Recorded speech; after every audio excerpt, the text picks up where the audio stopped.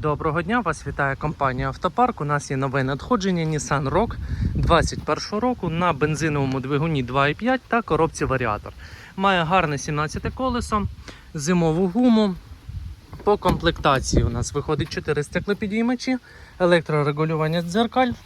Також буде круїз-контроль присутній, мультикермо, управління мультимедією, буде утримання полоси також. Коробка варіатор, електроручник, гарна мультимедіа. Повний привід, гарна проходимість. Задній ряд у нас виходить. Також має присутній стеклопідіймач, підлокітник. Салон в чудовому стані, ніяких нарікань технічно та по лакофарбовому покриттю авто немає. Приїжджайте, будемо домовлятися, автівка має класний стан.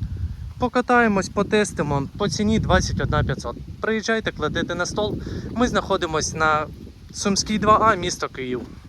До зустрічі!